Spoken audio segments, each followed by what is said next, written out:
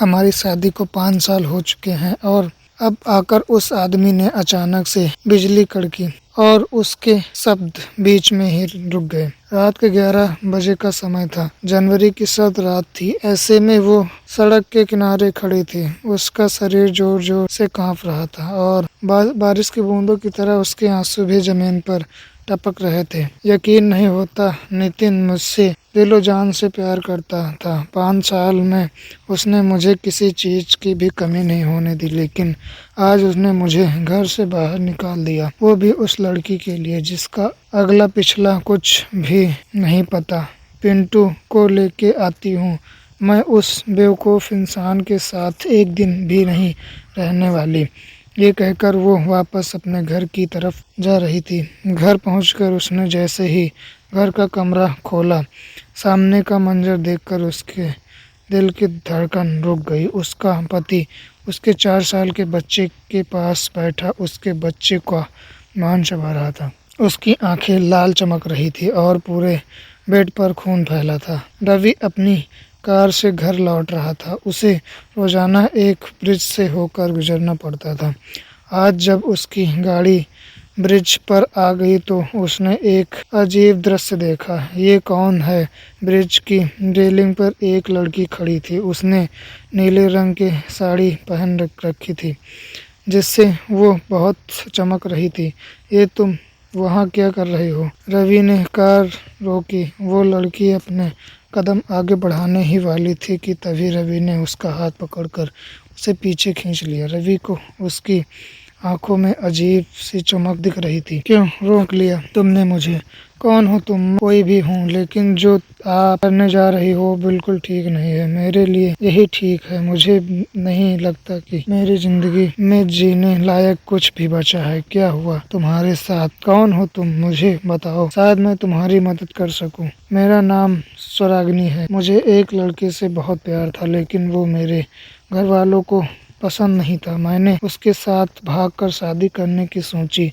उसके कहने पर मैंने घर से कीमती गहने चुराए और उसके पास पहुंची, लेकिन उसने मुझे धोखा देकर सारे गहने को लेके भाग गया। ये तो बहुत गलत हुआ तुम्हारे साथ। ये सुनकर रागिनी ने रवि का हाथ थामा और उसकी आंखों में झांक कर बोली, मैं अब घर भी वापस नहीं जा सकती। पापा मुझे वापस नहीं रखेंगे। इससे तो मेरा मर जाना ही ठीक होगा। उसकी आंखों में रवि को डर दिखाई दिया और वो अचानक बोला, तुम मेरे घर चल सकती हो, वहाँ तुम्हें कोई परेशान नहीं करेगा। उसकी बातें सुनते ही स्वराग्नि के चेहरे पर एक मुस्कुराहट झलक आई। रवि ने उसको कार में बिठाया और अपने घर ले गया। ये है मेरा घर। उम्मीद है तुम्हें यहाँ रहने में कोई तकलीफ नहीं होगी। जी शुक्रिया। वो दोनों घर पहुँचे तो इस वक्त वहाँ कोई नहीं था। आपकी फैमिली कहाँ है? फिलहाल मैं घर पर अकेला हूँ। मेरी बीवी इस टाइम मायके गई है। उसकी बात सुनकर वो उसके करीब आ गई और आंखों में आंखें डाल कर बोली, आज से आपको उसकी कमी महसूस नहीं होगी। उसकी आंखें लाल लाल चमक उठी और रवि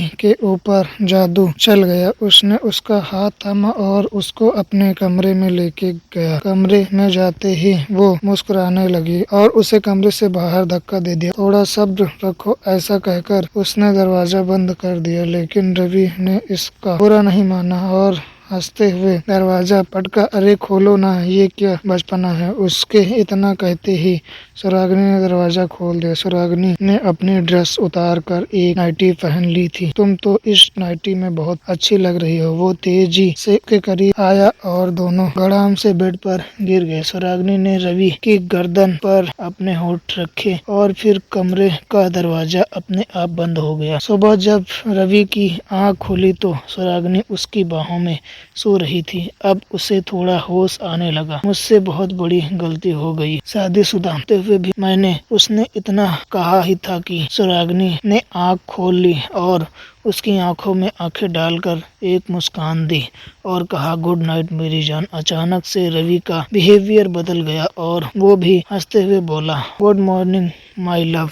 वो पूरी तरह से उसके बस में हो चुका था। वो सारा दिन स्वराग्नि के साथ गुजारता रहता। रात होने पर डोर बेल बजी और रवि का उस पर ध्यान गया। इस समय कौन आया होगा? रवि उठकर दरवाजे पर गया और सुरागनी भी उसके पीछे पीछे हो ली। रवि ने दरवाजा खोला तो वहाँ पर रश्मि खड़ी थी। रवि, मुझे तुम्हारी बहुत याद आ रही थी, ऐसा कहते हुए रश्मि रवि के गले लग गई। अपनी आंखें बंद किए वो रवि के गले लगी रही। फिर जैसे ही वो रवि से अलग हुई, वो उसकी नजर सुरागनी पर पड़ी। उसने पलटकर रवि की तरफ देखा और पूछा, ये कौन है रवि?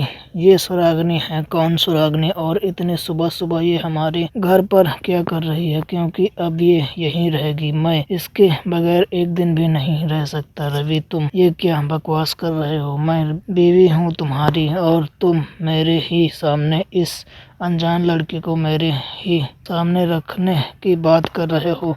उस पर सुरागनी ने रवि की तरफ गुस्से से देखा और रवि ने रश्मि को धक्का दे दिया। तुम्हें कोई हक नहीं इसके बारे में उल्टा सीधा बोलने का। अब इस घर में पलट कर मत आना। ये कहकर उसने रश्मि को घर से बाहर निकाल दिया और घर का दरवाजा बंद कर दिया। रश्मि की समझ में नहीं आ रहा था कि आखिर वो करे तो करे क्या। रवि, मुझे बहुत भूख लगी है, मेरे लिए खाने के लिए कुछ लेके आओ ना।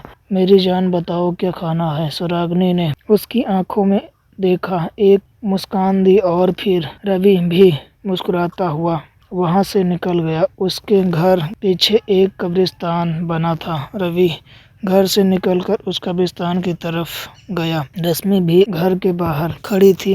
ये रवि इतनी रात में कब्रिस्तान में क्यों जा रहा है? वो भी इसके पीछे हो ली।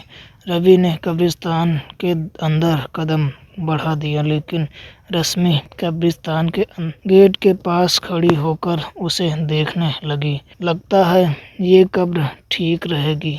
रवि ने देखा, एक कब्र काफी नई दिख रही थी। उसने अपने हाथ की मदद से कब्र की मिट्टी को हटाना शुरू किया। ये क्या कर रहा है? क्या हो गया है इसको? रवि ने कब्र खोदकर मुर्दे का हाथ बाहर निकाला। उसने एक दो झटके मारे, उसका हाथ शरीर से अलग कर दिया। वह उस टूटे हाथ को लेके उस घर की तरफ चल दिया। रवि घर के अंदर चला गया और रश्मि अब उस खिड़की के पास आ गई तो झांक कर देखा, रवि और सुरागनी दोनों उस मुर्दे का मांस खा रहे थे। ये देखकर रश्मि का कलेजा फट गया। वो वहां से भाग निकली। वो सीधे पास के एक मंदिर में पहुंची। उसके बाहर उसको एक तांत्रिक बाबा नजर आए। बाबा, मेरे पति मुसीबत में है, मेरी मदद कीजिए। क्या परेशानी है तुम्हें? मेरे पति पर एक डायन ने जादू किया है।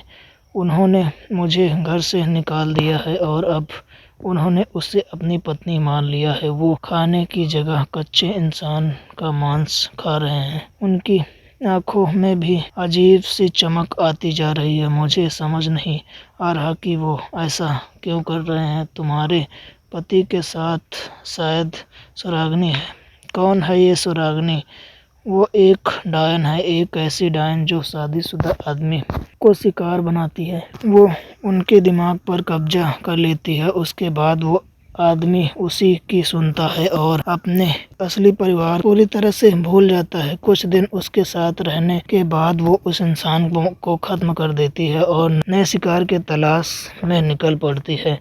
बाबा, आप मेरे साथ चलिए और उसको निकाल दीजिए। मैं तुम्हारे साथ चलूंगा तो तुम्हारा पति मुझे भी मार डालेगा, क्योंकि वो पूरी तरह से उसके वश में है। वो तो फिर आप ही बताइए कि मैं क्या करूं। वो रोजाना 12 से 1 बजे के बीच अकेले कमरे में बैठकर शैतानों के देवता की पूजा करती है। उस समय वो अपने असली रूप में आती है। अगर उस हालत में तुम्हारे पति ने उसको देख लिया तो उसके ऊपर से जादू का असर खत्म हो जाएगा। उसी समय तुम उसको खत्म कर सकती हो। ये सुनकर रश्मि अपने घर की तरफ चल दी। रवि, मैं अपने देवता की पूजा करके आ रही हूँ। तुम अपने कमरे में ही वेट करना, वहाँ मत आ जाना। ठीक है मेरी जान, जो आपका हुक्म हो। ये कहकर सुरागनी कमरे में चली गई और बाहर से कुंडी लगा दी। फिर वो दूसरे कमरे में गई जहाँ पर पहले से ही गोल घेरा बना हुआ था। उसके अंदर एक खोपड़ी और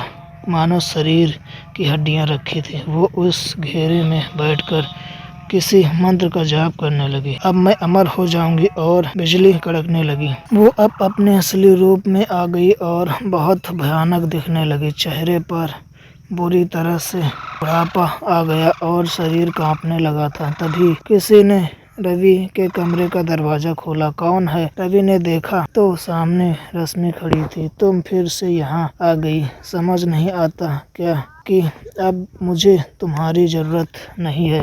नहीं जाऊंगी मैं, घर मेरा है, ये घर मेरा भी है। अब मैं उसको जान से मार दूंगी। ये कहकर उसने रवि को दिखाया चाकू के साथ। क्या कर रही हो? उसे मारने जा रही हूँ, ये कहकर रश्मि सुरागनी के कमरे की तरफ चली गई और रवि ने टेबल से चाकू उठाया और रश्मि की तरफ भागा। रुक जाओ वरना मैं तुम्हें खत्म कर दूंगा। मैं कहता हूँ रुक जाओ वरना। उसने वो रश्मि को मारने के लिए उस पर झपट पड़ा, लेकिन तभी उसने देखा सामने बेहद बदसूरत बुढ़िया बैठी हुई है। सुरागनी, ये तुम हो? उसे देखकर सुरागनी को गुस्सा आ गया और वो बोली, तुमसे कहा था कमरे से बाहर नहीं आना। किसने खोला तुम्हारा दरवाजा? मैंने खोला। मैं तुझे जिंदा नहीं छोड़ूंगी। सुरागनी उठी और रश्मि की तरफ भागी। तभी रश्मि ने सुरागनी के दे मारा। मुझे माफ कर दो रश्मि, मैं इसके सम्मोहन में आकर न जाने क्या क्या कर बैठा। उसने रश्मि को गले लगा लिया और ये दृश्य देखकर सुरागनी चिल्ला उठी, तेरी ये हिम्मत! सुरागनी ने रवि का गला पकड़ लिया। तभी रश्मि ने मौका देखकर सुरागनी की चोटी काट ली। नहीं, मेरी चोटी मुझे वापस। रश्मि तेजी से कमरे से निकली और किचन में गई। उसने जल्दी से गैस जलाया और चोटी आग में रख दी। जैसे ही चोटी में आग लगी, सुरागनी के शरीर में अपने आप आग लग गई। वो आग में जलते हुए खिड़की से बाहर कूद गई और वो मर गई और वो दोनों खुश हो गए।